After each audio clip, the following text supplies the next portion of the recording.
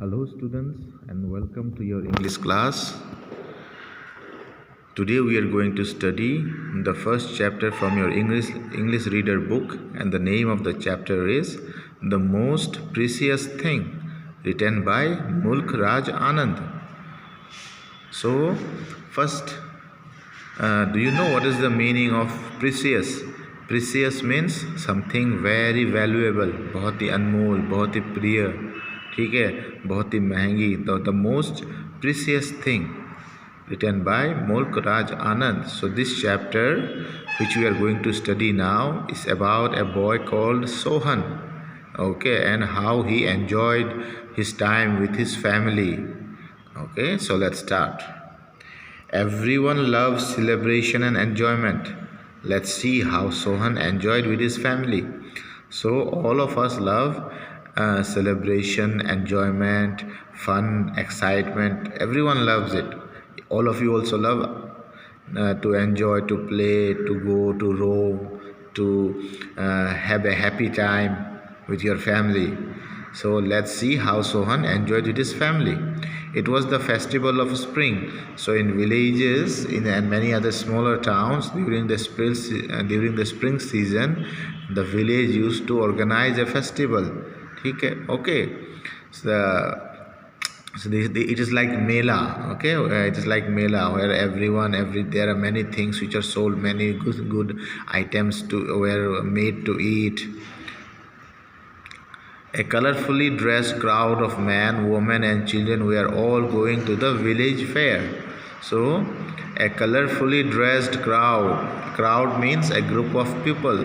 So, a colorfully dressed means the people were colorfully dressed. Some were wearing orange color t-shirts, some were carrying red color shirts, some yellow color saris, and many different boys and girls, uncles and aunties, mummy, papa, different old men, grandfather, grandmother, all age pupils, and all different kind of people from different villages were coming to the village fair. Village fair, F-A-I-R, fair means Mela. Okay, the same F-A-I-R, fair, has a different meaning. That means when you are very beautiful and white, it is also called fair. But here F-A-I-R, fair means a Mela, okay, a people gathering where people gather to enjoy. All of you know this Mela near in your villages also. Sometimes we used to see Mela, okay. So such kind of Mela was held in a nearby village, and colorfully dressed people dressed in different beautiful new clothes, we are all going to the village fair. Some walked, some rode on horses, other went in bullock carts. So how did they go to the fair? Some of them were working, some of them ride the horses, and some of them had bullock carts. What is bullock carts? Bullock carts are बैलगाड़ी, okay. So कुछ लोग बैलगाड़ी में बैठ के जा रहे थे, कुछ लोग घोड़े पे बैठ के जा रहे थे, कुछ पैदल जा रहे थे. One little boy ran, brimming over with life and laughter, to keep pace with his parents. So one little boy, तो इन लोगों के बीच में amongst all the people there was a little boy who was brimming over. Brimming over means overflowing. ये कहते हैं कूट के भरी हुई थी. उसमें क्या भरी हुई थी? Life and laughter. Okay, उसमें खुशी, उसमें उत्साह. Life and laughter means here क्या है उत्साह. जो उसमें उत्साह कूट के भरी हुई थी, वो इधर उधर दौड़ रहा था, भाग रहा था. To keep behind pace it is parents. तो कीप बिहाइंड पेस मतलब उसके मम्मी पापा जो उसके साथ जा रहे थे उनके साथ, क्योंकि उसके मम्मी पापा चल रहे थे तो उनके साथ चलने के लिए वो कभी पीछे पड़ जाता, तो साथ साथ चलने के लिए कभी दौड़ पड़ता. वो तो ऐसे करते हुए वो मज़े लेते हुए घूमते हुए पूरे मेले में वो भी जा रहा था. Come Sohan, come, called his parents as he lagged behind, attracted by the toys in the shops at the fair. तो कम सोहन कम, उसके पेरेंट्स, उसके मम्मी पापा उसे बुलाते कम सो, क्योंकि वो पीछे रह जाता. क्यों पीछे रह जाता वो? As he lagged behind attracted in the toys at the shop at the fair. तो मेले में जो मेले के रास्तों में या मेले में जो दुकानें लगी हुई थी उनमें अलग अलग तरह तरह के खिलौने बिक रहे थे। तो जब वो चलते चलते वो जब खिलौनों को देखता रहता वहीं रुक जाता दुकान के सामने, वो पीछे पड़ जाता, पीछे रह जाता। फिर उसके पेरेंट्स उसको बुलाते थे, कम सोहन कम जल्दी आओ, नहीं तो तुम अकेले वहाँ पे खो जाओगे। ठीक है, okay. He hurried towards his parents, his feet obedient to their call, his eyes still on the toys. He could not control his desire. तो फिर जब उसके मम्मी पापा उसको बुलाते तो वो फिर से स्पीड से तेज़ तेज़ भागने लगता या चलने लगता उनकी तरफ। ठीक है, उनकी बातें सुन के, लेकिन उसकी आंखें जो थी वो दुकान की तरफ ही देख रही थी, खिलौने की तरफ। उसका मन नहीं कर रहा था वहाँ से जाने का, लेकिन उसके पेरेंट्स बुला रहे थे, उसे जाना भी था। He could not control his desire, even though he well knew the old cold stare of refusal in their eyes. I want that toy, he begged. He could not, वो अपने डिज़ायर को, अपनी इच्छा को कंट्रोल नहीं कर पा रहा था। उसको बहुत मन कर रहा था एक खिलौना खरीदने का, टॉय खरीदने का, लेकिन उसे ये भी पता था कि उसके पापा उसको नाराज़ होकर देखेंगे, उसे मना कर देंगे खिलौना खरीदने के लिए कि नहीं आपको खिलौने नहीं मिलेंगे। उसे पता था कि उसके पापा यही कहेंगे, लेकिन फिर भी उसने बैक किया, उसने मांगा, उसने रिक्वेस्ट किया उसके पापा से, पापा प्लीज़ मुझे वो खिलौना दिला दो, I want that toy. His father looked at him angrily while his mother was tender and gave him a finger to catch. His father looked at him angrily. उसके पापा ने उसे बहुत गुस्से से देखा कि तुम मार्केट में आते ही तुम्हें ये चाहिए वो चाहिए, खिलौने चाहिए, चुपचाप चलो।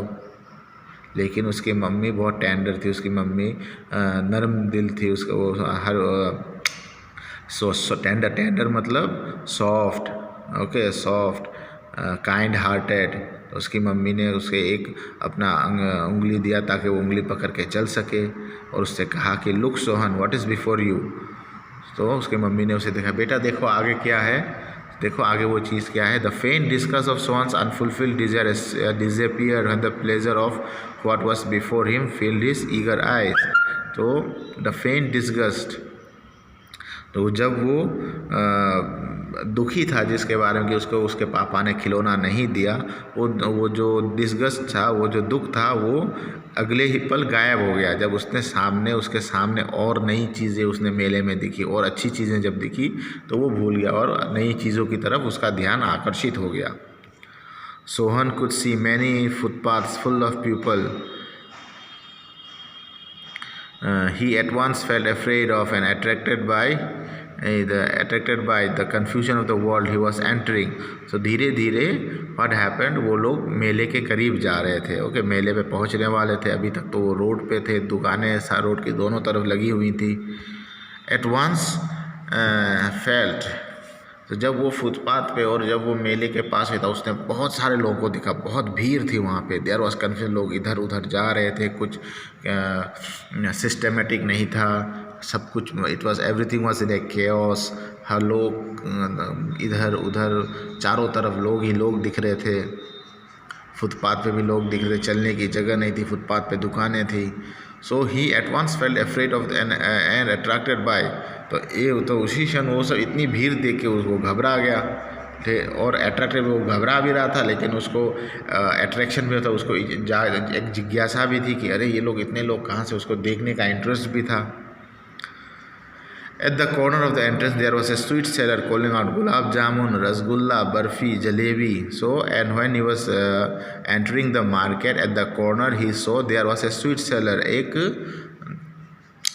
स्वीट सेलर था जो मिठाई बेच रहा था। तो उसने वो मिठाई वाला क्या चिल्ला रहा था, what was he calling, gulab jamun, rasgulla, barfi, jalebi.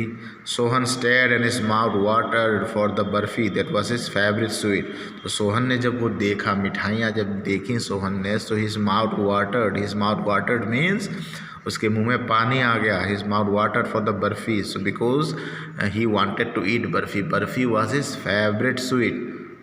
So what is your favorite sweet? You write down in your assignment sections to me. You tell me what is your favorite sweet. Okay. So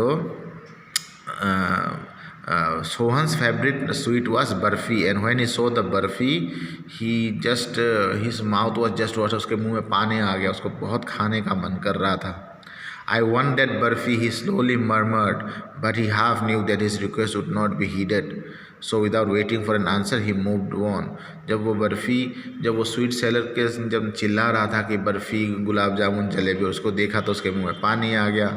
तो उसने स्लोली मरमर्ड मतलब बहुत धीमे आवाज़ में अपने आप बात करना, ठीक है. तो स्लोली उसने कहा, मन ही मन उसने कहा, बहुत धीरे से कहा कि आई वांटेड बर्फ़ी, मुझे वो बर्फ़ी चाहिए, मुझे बर्फ़ी खानी है.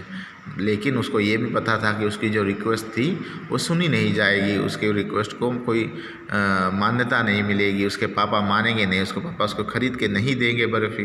तो उसने बिना इंतज़ार किए वो आगे बढ़ गया. A man stood holding a pole with yellow, red, green and purple balloons flying from it. Sohan was carried away by the rainbow glory of their colors and wanted to have them all. But he knew his parents would say he was too old to play with them, so he walked on farther. So आगे बढ़ते हुए उसने क्या देखा कि एक आदमी एक लकड़ी का एक पोल, एक खंभा पकड़ के खड़ा था वहाँ पे. उस खंभे से बहुत सारे बलून्स लगी हुई थी, ये गुब्बारे लगी हुई थी. ओके, बलून्स येलो कलर के, red colour, green colour, purple colour, flying from that pole. Sohan was carried away by the rainbow glory of the colour. Sohan उसे देख के वहीं खो गया, वो बलून्स में ही खो गया. उसका ध्यान पूरी तरह बलून्स की तरफ ही चला गया और उसे मन कर रहा था कि सारे बलून्स ख़रीद ले वो. लेकिन उसे ये भी पता था कि उसके पेरेंट्स क्या कहेंगे. उसके पेरेंट्स ने अभी तक उसे कुछ नहीं ख़रीद के दिया, ना कोई स्वीट्स खाने को मिली उसको. उसके फादर गुस्सा करते थे, कुछ ख़रीद के नहीं दे रहे थे उसे. तो उसे लगा कि वो सारे बलून्स ले ले, लेकिन उसे पता था कि उसके फादर क्या कहेंगे. उसके फादर कहेंगे तुम अभी छोटे बच्चे नहीं हो जो बलून्स के साथ खेलोगे, चलो आगे चलो, उसको कुछ नहीं मिलेगा. Moving few steps ahead, he found a snake charmer stood playing a flute to a snake which coiled itself in a basket. कुछ कदम आगे बढ़ के उसने देखा कि there was a snake charmer. snake charmer क्या है पता है आपको? सपेरा, ठीक है, स्नेक चार्मर. और उस सपेरे के पास एक फ्लूट थी, एक बांसुरी थी, और वो बांसुरी बजा रहा था वो, और उस बांसुरी की धुन पे वो स्नेक नाच रहा था. और स्नेक एक बास्केट के अंदर बंद, बास्केट में रखी हुई थी एक स्नेक. वो स्नेक जब वो बांसुरी बजाता, वो स्नेक अपने सर को उस बांसुरी की धुन में हिलाते हुए, नाचते हुए आप लोगों ने देखा होगा, ठीक है, एक स्वान की तरह. स्वान मतलब there is a bird, white bird with an long neck, ठीक है, वाटर बर्ड. वो पानी में ज़्यादातर रहता है, डक की तरह स्विम करता है, लेकिन वाइट कलर का होता है, उसके गर्दन बहुत लंबी होती है, उसे कहते हैं हम स्वान. तो एक स्वान के गर्दन की तरह वो अपना स्नेक जो था अपना गर्दन हिला रहा था, नाच रहा था उस बांसुरी की धुन में, उस सपेरे की बांसुरी की धुन में. But he knew to hear the coarse music of the snake charmer, so he proceeded further. तो वो देख के वो बहुत मज़ा आ रहा था, वो वहाँ खड़ा होकर वो देखने लगा. लेकिन उसे याद आया कि उसके पिताजी ने कहा था कि स्नेक चार्मर की जो म्यूज़िक की जो धुन है वो बहुत कड़वी होती है, बहुत रफ़ होती है, बहुत हार्श होती है, तो आप उसे सुना मत कीजिए. तो उसे अचानक याद आया, इसीलिए वो वहाँ से आगे निकल गया. Okay, so students, this is the first part of your chapter. The second part of the chapter will be uploaded to you on my next lecture. Okay students, thank you.